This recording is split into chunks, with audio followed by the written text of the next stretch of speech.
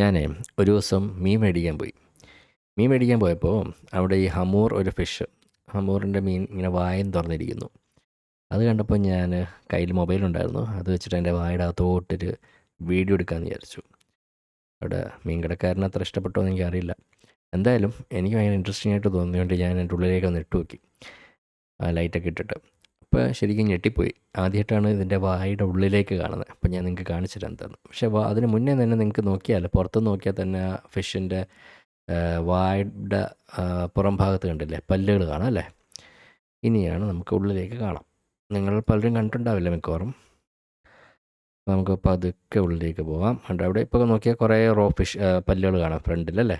ആ ചുണ്ട് ഭാഗത്ത് ഫ്രണ്ടിലും ബാക്കിലും കുറച്ച് പല്ലുകൾ, കുറച്ചല്ല കുറച്ചധികം പല്ലുകൾ കൂർപ്പുള്ള കാണാം. ഇനി നമുക്ക് ഉള്ളിലേക്ക് പോകാം. ഓക്കെ, അപ്പോൾ കണ്ടില്ലേ ആ കാണുന്ന സംഭവമില്ലേ, അതാണ് ഗിൽ റേക്കേഴ്സ് എന്ന് പറയുന്ന പല്ല് പോലത്തെ തന്നെ സാധനമാണ്, ഷാർപ്പായിട്ടുള്ള. അതിൻ്റെ അടിഭാഗത്താണ് നമുക്ക് ഗിൽസ് ഉണ്ടാവുക. ഇത് റോ ആയിട്ടിരിക്കുന്ന ഗിൽസ് ആയിരിക്കും.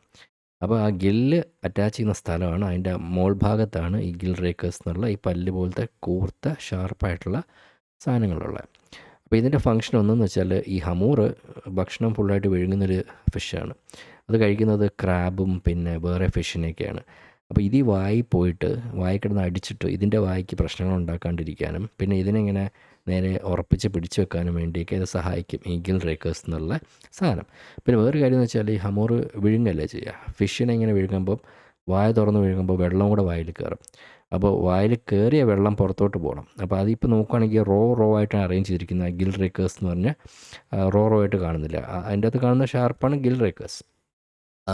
അതിൻ്റെ ഇടയിൽ കൂടെ വെള്ളം പുറത്തേക്ക് പോകും. പക്ഷേ ഇത് പുറത്തേക്ക് പോകുന്നതിൻ്റെ ഒപ്പം തന്നെ ഈ ഫിഷോ അല്ലെങ്കിൽ അതിൻ്റെ ഭക്ഷണമോ പുറത്ത് പോകാണ്ടിരിക്കാനും ആ കൂർത്ത സാധനങ്ങൾ സഹായിക്കും. ഇനി നമുക്ക് കുറച്ചും കൂടെ ഉള്ളിലേക്ക് പോകാം. ഓക്കെ, ഇപ്പോൾ നോക്കുകയാണെങ്കിൽ ആ തൊണ്ട ഭാഗം കാണാം. ഈസോഫാഗസിലേക്കുള്ള ഒരു ഓപ്പണിംഗ് ആണ് അത്. ഇപ്പോൾ അത് അടഞ്ഞിരിക്കുക. മനസ്സിലാവുന്നില്ല, ആ ഒരു റൗണ്ട് സാധനം അത് അടഞ്ഞിരിക്കുകയല്ലേ, ഒരു വാതിൽ പോലെ. അത് ഈസോഫാഗസിലേക്കുള്ള ഓപ്പണിംഗ് ആണ്. അത് മീനിന് ജീവനുണ്ടായിരുന്നെങ്കിൽ ചിലപ്പോൾ തുറന്നേനെ.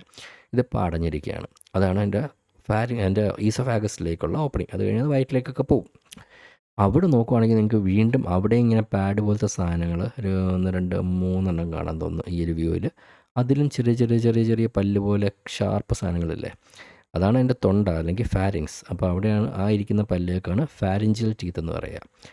അതും ഇതേപോലെ ഈ കഴിച്ച ഭക്ഷണം അതിൻ്റെ വായുടെ അകത്ത് കിടന്ന് അടിച്ചിട്ട് മുറിവുകളോ അതിന് പ്രശ്നങ്ങളോ ഉണ്ടാക്കാതിരിക്കാനും ഹെൽപ്പ് ചെയ്യും, ഈ ഗ്രിപ്പ് ചെയ്ത് പിടിക്കാനും ഹെൽപ്പ് ചെയ്യും. പിന്നെ ഈ കഴിച്ച ഭക്ഷണം ഉണ്ടല്ലോ, അതിനെ നേരെ തൊണ്ടയുടെ അകത്തോട്ടേക്ക്, ഈസോഫാഗസ് അകത്തോട്ടേക്ക് വിടാനായിട്ടും അത് സഹായിക്കും. അതൊക്കെ അതിൻ്റെ കൂർപ്പൊക്കെ ഉള്ളിലേക്ക് ഇങ്ങനെ ഉള്ളിലേക്കാണ് അതിൻ്റെ ഡയറക്ഷനുള്ളത്.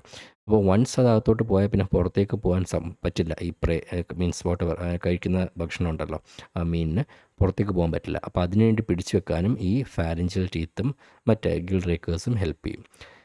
അപ്പോൾ വളരെ ഇൻട്രസ്റ്റിംഗ് ആയിട്ട് നിങ്ങൾക്ക് തോന്നിയില്ല? നോക്കി നോക്കേ, ഒന്നും കൂടെ നമുക്ക് ഉള്ളിലേക്ക് പോയി പിന്നെ തിരിച്ചൊന്ന് പുറത്തേക്ക് വരാം. അപ്പോൾ ഇതാണ് ഒരു ഹമൂർ ഫിഷിൻ്റെ വായുടെ അകത്തുള്ള സംഭവം. ഇത് ഹമൂറിന് മാത്രമല്ല, മിക്ക ഫിഷിനും ഇങ്ങനെയാണെന്ന് തോന്നുന്നു. പല ഫിഷിനും എന്തായാലും ഇങ്ങനെയാണ്, എല്ലാ ഫിഷിനും എനിക്കറിയില്ല. പക്ഷേ കുറേ ഫിഷുകളുടെ വായിൽ, പക്ഷേ അതാണ് ഈ ഹമൂറിൻ്റെ ഇങ്ങനെയാണെന്നേ ഉള്ളൂ.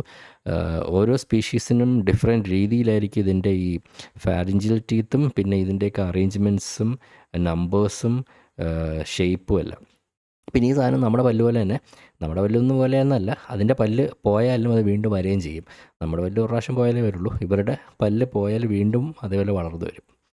അപ്പോൾ ഇതാണ് നമ്മുടെ ഹമൂർ ഫിഷ്, അതിൻ്റെ വായുടെ അകത്തുള്ള പല്ലുകളും അതിൻ്റെ ഈസോഫാഗസൊക്കെ.